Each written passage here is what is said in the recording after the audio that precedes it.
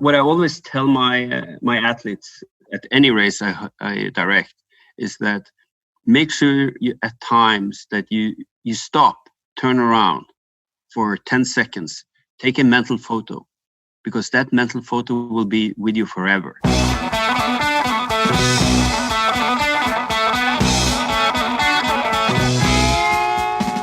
Welcome to the Low Tide Boyz, a Swimrun podcast. I am Chip.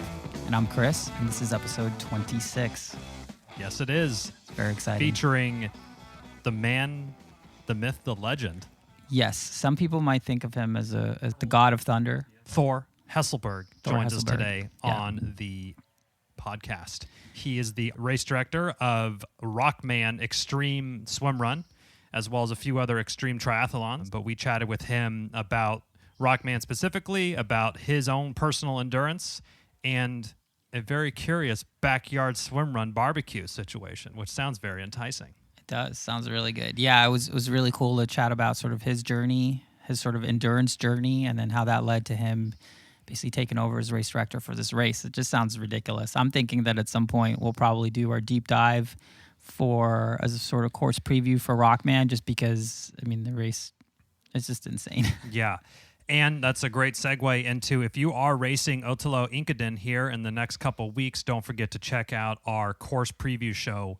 We had Mats Scott from Otelo, two different athletes who are placing on the podium every year at nearly every Otelo race, and then also some leg-by-leg breakdown by Nicholas Ramirez of Onbowl Coaching, as well as some specific training workouts, which we are going to tackle this rather beastly 2 to 3 hour hill endurance Inkeden specific training coming up. So speaking of training, how's that been going? Training's been going great. Our pool is open, so we've been taking advantage of that.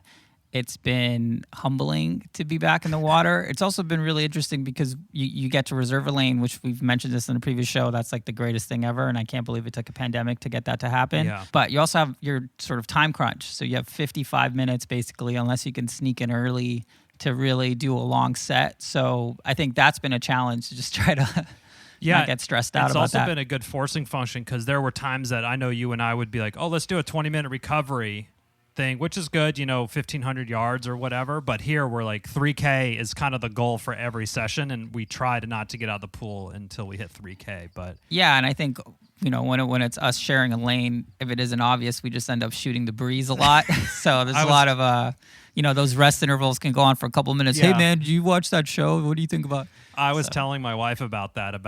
Hey, I feel like we're so much more focused because we're not chit-chatting in between sets anymore. We're actually like grinding as fast as we can. Yeah, I mean, sometimes when I'm taking my rest interval, I'll look over just to see if I can make eye contact, but you're not. We'll give each other a wave or something. One training has been going well.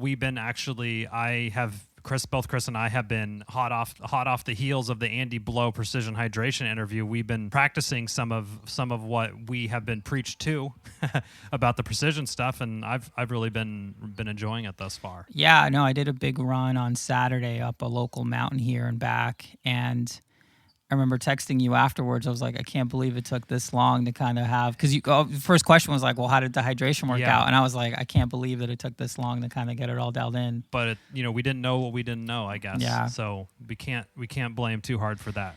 But I think we should mention, so we have a couple active discount codes that our friends and partners have sent over. So if you want 15% off anything from Precision Hydration, the code is Low Tide Boyz with a Z. But also the Blue 70 website, if you're looking for any gear, wetsuits, booties, goggles, swim shorts, they got it all. They got it all. If you use the code SWIMRUN, you get 20% off. So that code is still active. So, use it. Make us look good. We don't make any money off you using that code, but I guess it does showcase our reach, if you wanted to put it that way. Yeah, and I mean, and you can see it on our website. It's like, we would love the show to be sponsored, because that'll give us more freedom to produce better content, do more races, sorts of stuff. Yeah, so we are trying to get sponsors. So this is a way of helping us kind of show that we have an audience behind us, even though the show's super young. So we're not rushing that, but it's on our website. You can read our sponsor terms if you're interested in sponsoring the show. So on to this week's shout outs. We actually again have two. One is a athletic feat of accomplishment. Yeah, so we really wanted to shout out Amber from Team Better Tethered Together, episode 12, our most popular episode, Yes. according to our Download numbers. download numbers. Yep. She, in the last couple of weeks, she did an Everesting attempt in New Hampshire and crushed it. It was her second attempt. The first one didn't go as planned, but I mean, I tried to do an Everesting attempt 5 years ago, 6 years ago. Lightly, for sure. Not to be taken lightly. I think I ended up bailing, throwing in the towel with like 6,000 feet left to go or something like that. But yeah, it's a super tough feat, and kudos, tip of the hat to Amber. You're awesome, and what a great way to prep for the World Championship than doing a Everesting bike adventure. Yeah, totally. And if you didn't see that, be sure to join our Low Tide Boyz Strava group, or club, I guess is technically called. Just search Low Tide Boyz and the kudos shall rain down upon you. Now, the second shout out is for a longtime fan and listener and supporter of the Low Tide Boyz, Rob Sainsbury from Canada, I believe, Vancouver. He recently published a little blog post on the VJ Shoe USA, which is very timely, ties right into our shoe down. That's what it was, that we posted with the Swimrun Labs folks. So check that out if you're looking on what you should consider for a pair of swimrun shoes.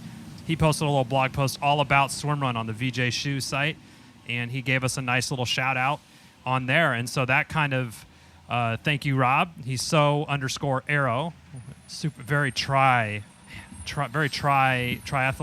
Instagram handle.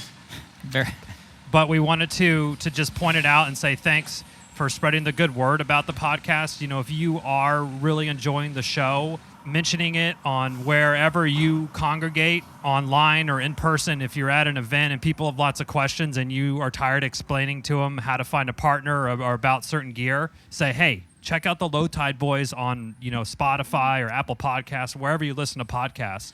I mean, I pretty much do that now. Like if someone's like, oh, tell me more about Swimrun, I was like, I have a whole catalog of things for you to listen to. I got you. So, and you know, that just helps us kind of get that word of mouth out. So instead of just Chris and I trying to be everywhere at once on all the different Facebook groups and doing all sorts of that stuff, if the listeners can help with that and spread the good word, we are much appreciated by that. So congrats on that great article, Rob, and thanks for the support.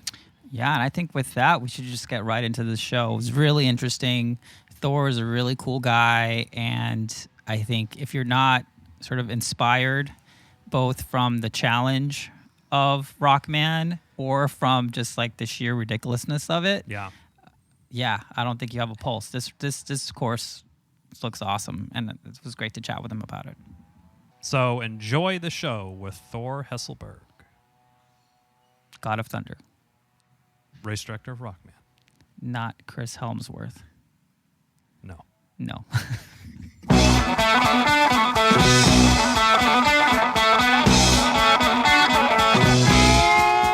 With us today, we have Thor Hesselberg. He's the race director of Rockman Swimrun, which was the first swimrun event held outside of Sweden by about two hours before Attila Engadin.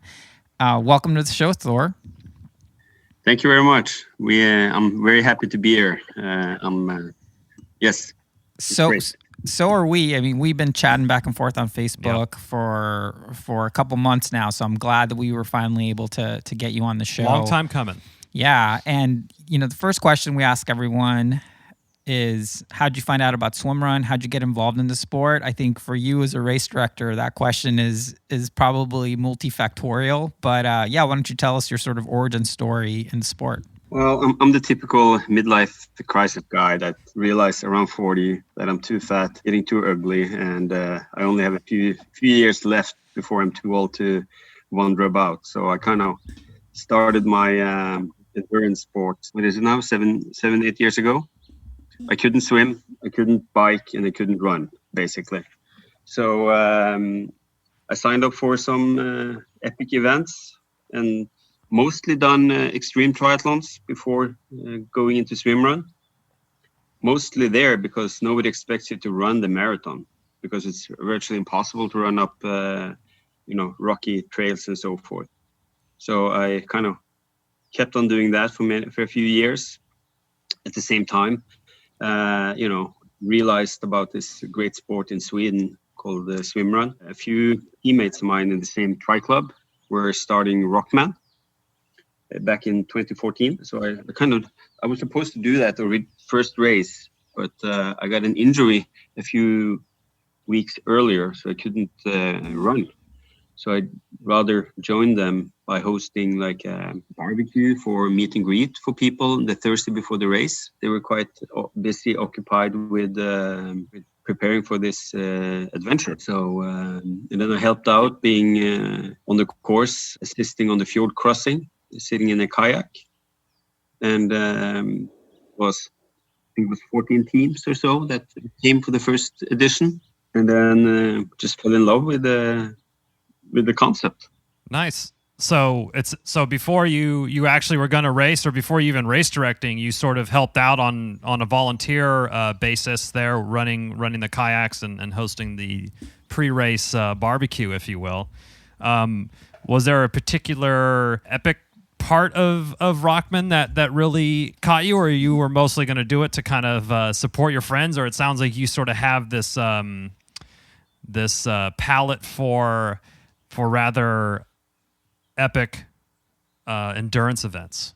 Yes, I mean it was. It's my hometown, and it's a small community, and everybody needs to help out. And obviously, I was a little bit amazed how they were planning on making us run and swim throughout this great fjord. It seemed impossible, to be honest. So I was like, all right, we got to see how this goes.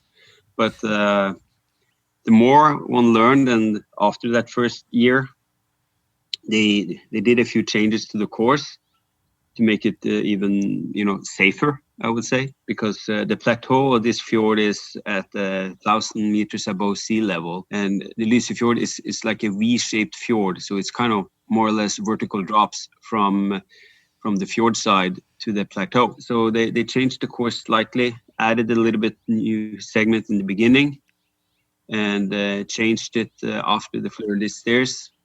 So they come down to roughly a marathon or so of distance, 42K, including the run and the swim segments. Funny enough, I think the average finishing time here is equal to the one at the World Championship, which is quite longer, but much flatter. Wow, that's pretty interesting comparison. I mean, I'm sold. I want to go do it. I mean, if you haven't checked out the Rockman, I guess we'll call them hype videos or kind of race videos, we'll link those in the show notes on the website. But I mean, just truly epic views. And I think you even mentioned that one of the Mission Impossibles, there was a scene that was done at that giant rock that Tom Cruise was on. Yeah, he was, I think in the trailer of Mission Impossible, the rock is hanging on outside the cliff is the Pulpit Rock. So you actually race out there, turn, and then go back. Wow. And then go further in the fjord before you swim. You have a long swim against the tide or the current normally, and then you have the fjord crossing, which is the longest one, which is 1,700 meters, close to a half an Ironman swim distance. This is a little bit of a tangent, but one thing I love about Swimrun is really the hype videos. I'm just going to come right out and say it. Like they lend themselves very well to like Attila does a great job. You do a great job. I mean, what is it about the hype videos? Like, I love them, but obviously you guys are spending resources and time to make these videos. They never not look epic, but what's sort of the rationale behind those? Because I mean, I love them, and obviously it's a marketing thing, so I get it on a basic level, but it seems like, Thor, you spend a lot of time making sure these things are really epic. Is this just so you want to share the majesty of it, or you just want to get people all super stoked? Main reason is actually we want to let people know what the course is all about, and it's frankly more for the people that raced that year, so they can actually bring the memory with them rather than actually promoting the event as such, in my opinion. It's about I like that. If you finish this race and you go back home 20 years from now, and you go back onto YouTube, if it's still called YouTube at that time, and you can show your grandkids that this is what I did when I was, at what type of age or whenever. I did this 20 years back. Have a look. It's like, hey kids, I was going through a midlife crisis, so I took my buddy to Norway. Yeah, no, it's more to keep the memory alive. However, what I always tell my athletes at any race I direct is that make sure at times that you stop, turn around for 10 seconds, take a mental photo, because that mental photo will be with you forever. Make sure you kind of snap out of that race bubble to absorb what you actually have. And that's what I do when I race myself, because I'm still active, racing, doing different races. And actually to bring that with you when you're middle of, let's say, a lock in Scotland doing a race, and actually see you being there around 200 other people heading towards swim exit or something, bring that with you. It's good scars on your soul for the rest of your life, if you know what I mean. Yeah, definitely. Yeah. So you were kind of, it sounds like, helping some friends there with producing the race or volunteering or whatever. So how did that shift go? And tell us about when it clicked for you that I need to be the race director of Rockman. How did that come about? It came about in fall of 2016. I had just started another race, which is called Thor X3, which is actually, I named it after myself because somebody had picked up the other good name, like Norseman. For example. So obviously I needed to. Thor is also a Nordic god. So I had hosted an event there in 2016, which is also in the same fjord. And when these friends of mine were getting to the age where they were, getting married, kids, wanted to pursue different things in life, they asked if I wanted to take over, because they wanted somebody that can bring the vision of the race forward in the same fashion they had. So we kind of had the same type of values and mentality in how events should be. So when they asked me if I would step up and take responsibility for Rockman, I said, all right, I'll do it on one condition, that I co-host in 2017 and race at the same time, realizing as soon as you take over as a race director, you can't race your own race, right? Because it's virtually impossible. So part of the agreement was to me, and they said, yeah, but you have to finish it. I said, all right, if I don't finish, I don't pick up the race. So I took over when I crossed the finish line with my buddy. I love it. What a great story. I love it. That's awesome. How has the race, in your view, since when you took it over, evolved to where it is now? There's some pretty iconic events happening in Norway. Obviously, Norseman probably being the most well-known of these sort of extreme races. But Rockman is right up there. What do you think that you did, besides just sort of sharing the mystique of it, to help that race get the, how do you say, prestige, notoriety, infamy that it has today? I haven't done that much, to be honest. And I could have done a lot more. But I think what we're doing now by reintroducing the Dragon's Neck every year, we took that out because it's only been on actually 1 year. But the last 2 years, it's been so great weather that we easily could have run Dragon's Neck. We're bringing that segment back. And now we are changing the race course up to the pulpit. And I think the aim we have is to ensure that Rockman is the go-to for the ones that want to have a really experienced type of swim run, more than a race as such. Because with all the steps and all the altitude, you can't really race it. It's as much as a journey throughout the day to finish as it is a race as such, because it's not flat. It's rocky. So, and it's nothing like anyone would expect to be honest. So it sounds almost like it is very pays good tribute to the original story of Rockman. Like it's almost kind of like a battle from start to finish. Yeah, or like a quest. Some sort of quest or journey. I like that.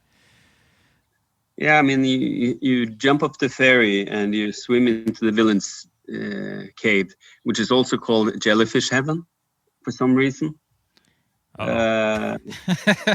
Some random reason, I'm sure. Yeah. Well, I mean, it's easy. You can simply use them as paddles, you know.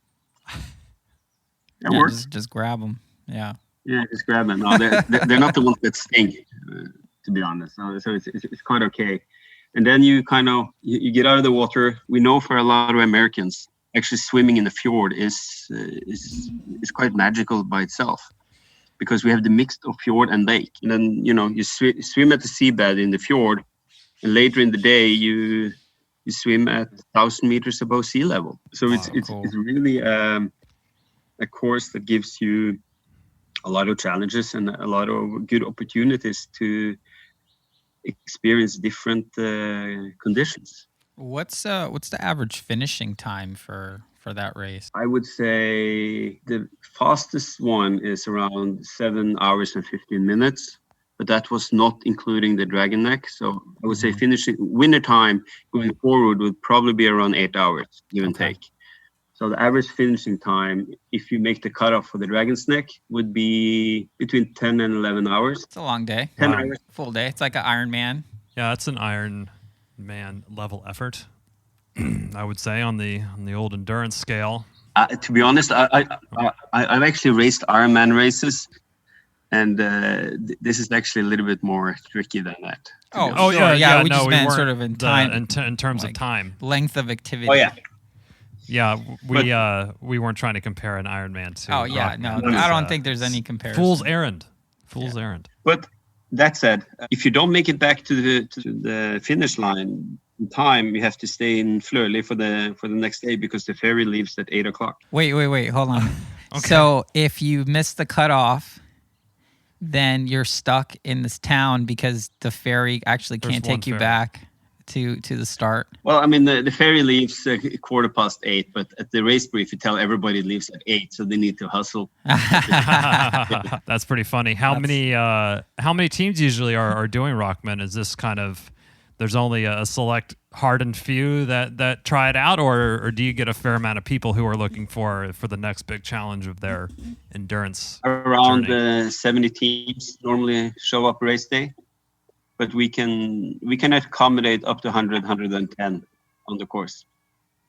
Has that number been going up every year?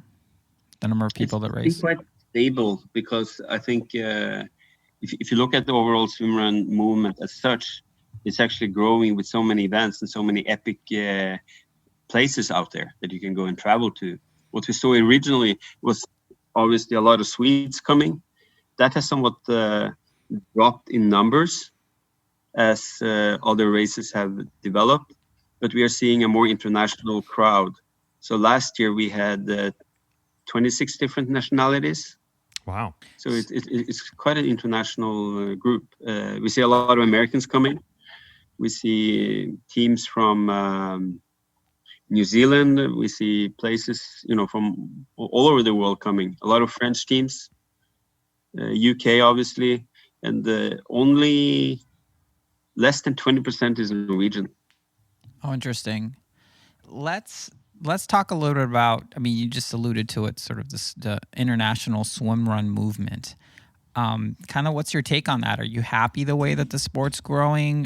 Do you like how international it's become and all these events popping up? Or how do you see that in terms of the future and health as a sport? It's still so early days of this sport, and I'm really happy with a lot of the movement going along. What I don't really prefer is when you get to that age group kind of discussion. A few years back, people were introducing solo segments, and that kind of is obviously something that, from a race director and from a financial perspective, is helpful. But from the experience-wise, I think it goes a little bit away from the the intention. It detracts from it, yeah. But on the other hand, it brings it also more accessibility for people. So I think if you can find a good way to keep those solo events going hand in hand with the original team concept, I think will be healthy for the sport, because in order to have so many events around the world, it also needs to be sustainable, because people put a lot of effort into producing these events, and frankly, if you were in it for the money, you would probably host 5K events in only major cities around the world with 2,000 athletes running events. So we do this for the joy of actually giving the people the possibility to experience something unique. So I think growth of swimrun movement, let's make this bigger than triathlon, so you don't need to bring your bike around. It's one of the things we really like about it. Awesome. I'm curious a little bit about Thor, the athlete, the endurance athlete. You mentioned your midlife crisis, and I'm taking a little bit that you kind of started in triathlon there. What sort of activities are you doing now? Like, do you say that when people ask you, "Oh, what do you do?" Do you say, "Oh, I'm a swim runner," or how do you identify yourself as an endurance athlete, and what sort of events are you taking on? I'm still somewhat on the triathlon bug. I told myself that I'm going to do 10 extreme triathlons before I kind of put the bike back on the wall. But I'm tendency to go more into being a only a swim runner. I'm more an experienced, adventurous type of person. I like to experience epic places and so forth. So it's more. I like a good challenge. I love it when people say this is something you won't be able to do. Then I turn around and say, "Look, hey, I just did it." So it's more about finding that new challenge and just get it done with. So you don't really care what the sport is or what it's called. If it's called a triathlon, epic swim run, if it's a cool adventure, it sounds like you're game for that. Yeah, you can say that. But the thing is, I'm going more and more into the fact that my kids are getting older. I love doing sports with them. So and my wife is also. I'm turning her into a swim runner. So we have our eyes on Engadine later this summer, we hope. And other than that, we intend to race more swim runs than triathlons. Yes. And you guys would race as a team together, you and your wife? That's the plan. Yeah. That's awesome. But I could never convince my wife to do that. I'm working on it. on a shorter experience or a sprint race one, that would be totally for fun. I think. But the key for me is that I have this mantra of being best among the weakest on the finish, on the race list. So if out of 100 teams, if I become 51, I win the second bracket of the race as such. So that's my goal, to be in the middle of the pack, winning that competition. That's actually not too far from. We always try to finish in 63rd place, so we think that's just a good, healthy number. Unless there's only 60 teams, then there's a problem. Oh yeah. I get that. I get that point. Yeah, no. So it's more about finishing. I'm part of a small group of athletes that is called Finishing is the Only Option. And we kind of met back in 2013 when we all did a race in Scotland called Keltman. Mm-hmm. And we kind of formed this international bond. A guy living in UK, one in Scotland, one in Boston, and me in Norway. And we have only one rule, and that is whatever we start, we need to finish. You guys are like the endurance Avengers or something. Yeah, and obviously you're Thor. Yeah. And not played by some Australian. Yeah. That's really interesting. So about these extreme triathlons, so there's one in Alaska, there's Keltman, there's Swissman, Norseman, yours, right? The Thor Tri. which the video on that one is pretty insane. Just even the bike course after the swim, it's something else. But out of those types of races, which one do you like the most? And you can't say Thor, race. man. Yeah. I would say go and look up Keltman, the one in Scotland, Mm-hmm.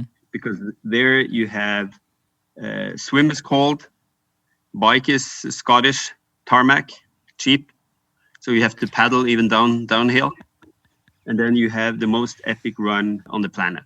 It's almost as good as Rockman, Okay. in my opinion. That is, it has everything, because in a small village, and I've done that race 6 times. I was scheduled yesterday to have my 7th finished on that race, and I said to the race organizers that I'll do 10. Then I'm done. And these are the same guys that actually hosted the first Scottish swimrun called at Loch Ness, which I think Andy Hewitt was, when he was on the show, he mentioned that the dog in, dog out type of story in Scotland. And this is the event they hosted. Man, you're even tying it back into past episodes. Love it. A true fan of the show, Thor. Yeah, well, actually, I've been following you guys for months, actually. So it's really fun to listen to all the different episodes. I also liked very much the one with Lars, how he developed the events. So I kind of like those episodes where you bring in pioneers of the sport. Those I love the most, actually. A little bit more than some of the other ones, but they're all great. Yeah, they're all great. Yeah. Thank you. Yeah. We'll just make sure we put that in. They're all great. Yeah. No, I honestly, I agree with you. I really enjoy the episodes where it's kind of like a history of the sport. I love the episode with Erica, with Mats, with Lars, where you're really seeing. I think Chipper and I, if I can speak for Chipper, we really feel like the history of swimrun is being written right now.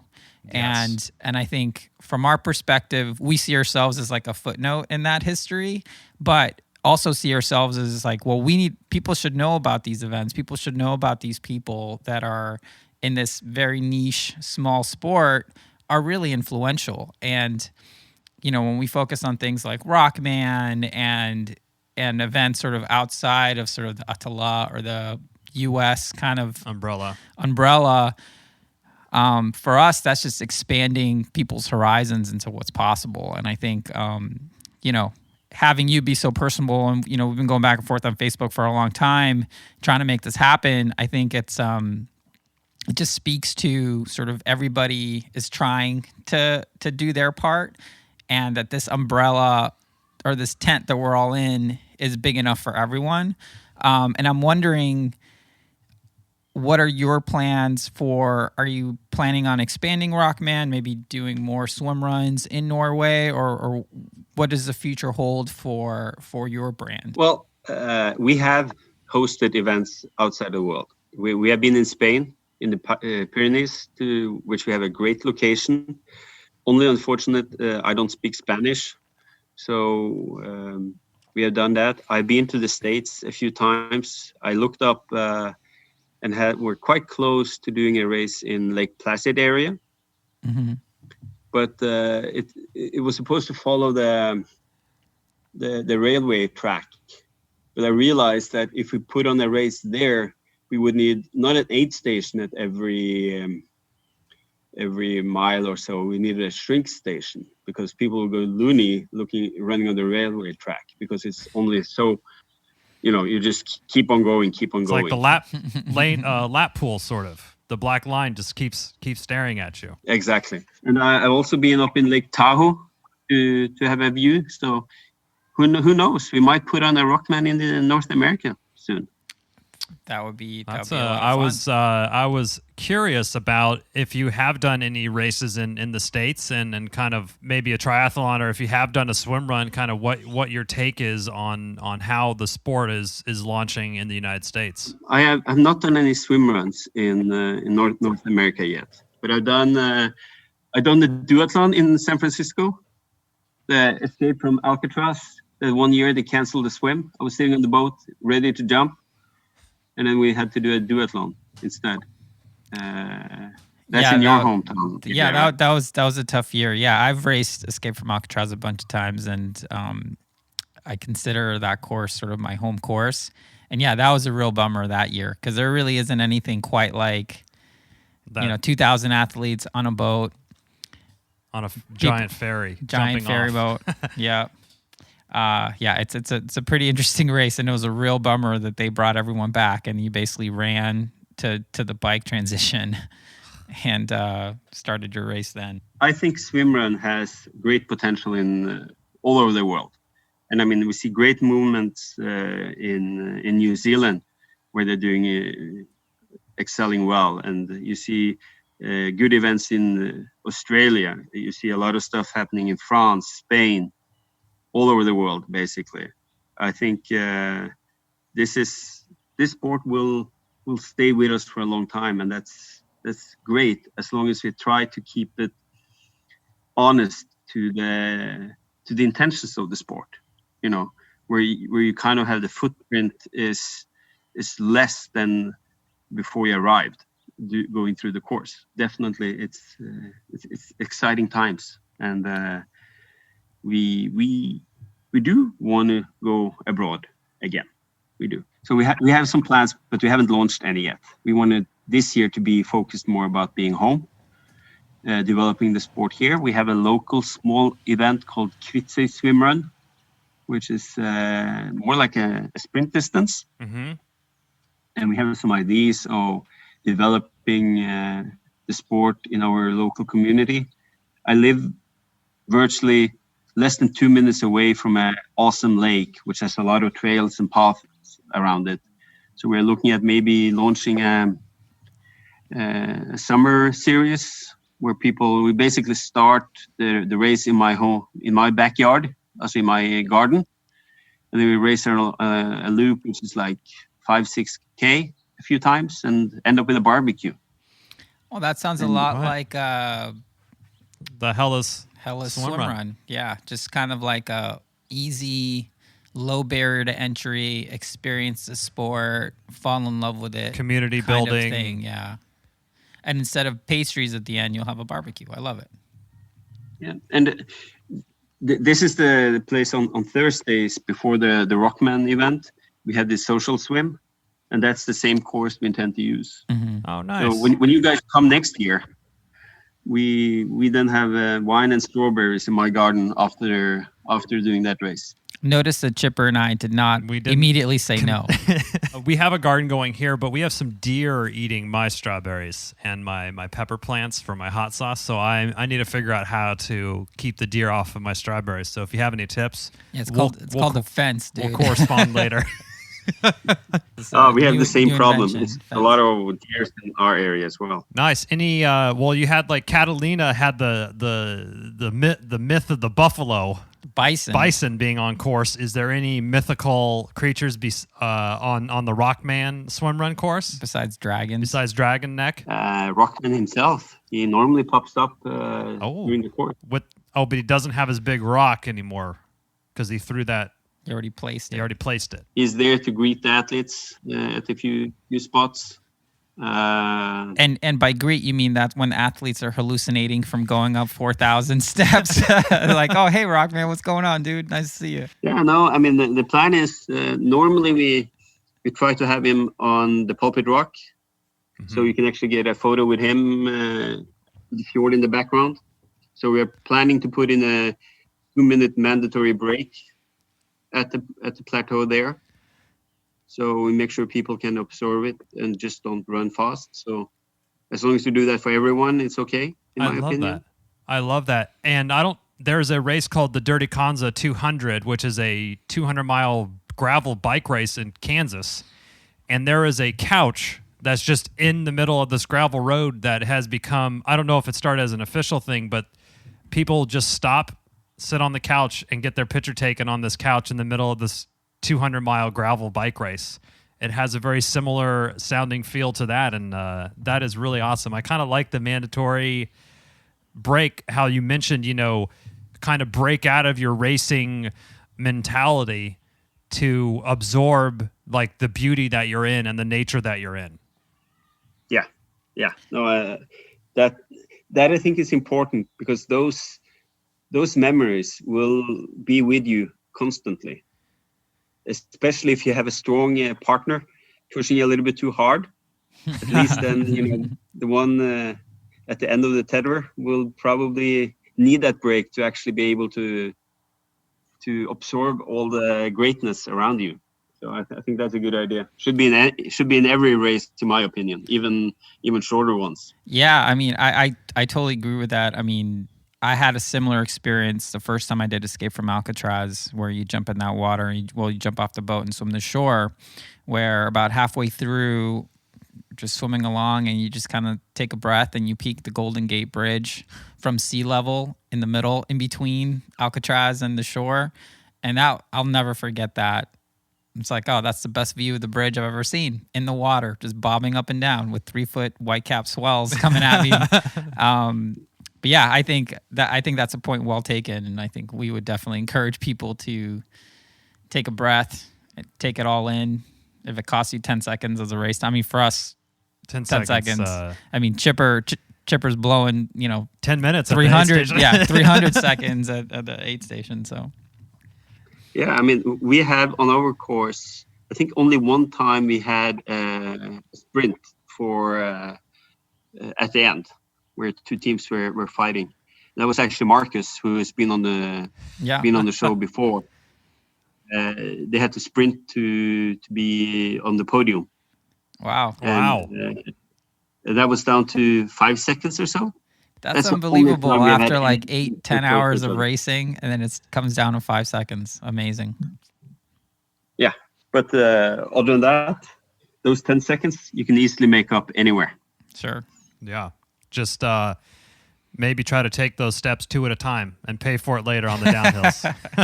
Oh yeah, that's true. That's true. How long? I have one question before we let you go, Thor. We really appreciate your time here. I'm curious that the 4,444 steps. How long does that? What's the PR? What's the course record time on that? And then what's the kind of the average layperson's time up that? Okay, if you're a mountain goat, you can easily run up there in.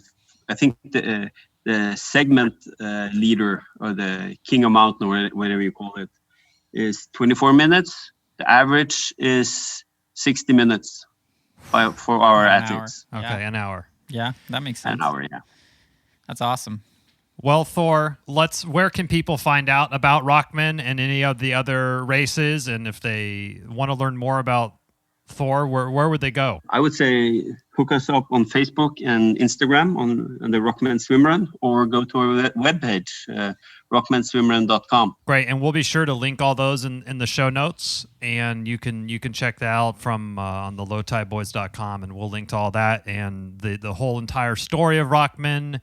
They have on the website with a series of videos that kind of gives a little bit of the legend of Rockman. So those are pretty cool. Would definitely recommend checking those out.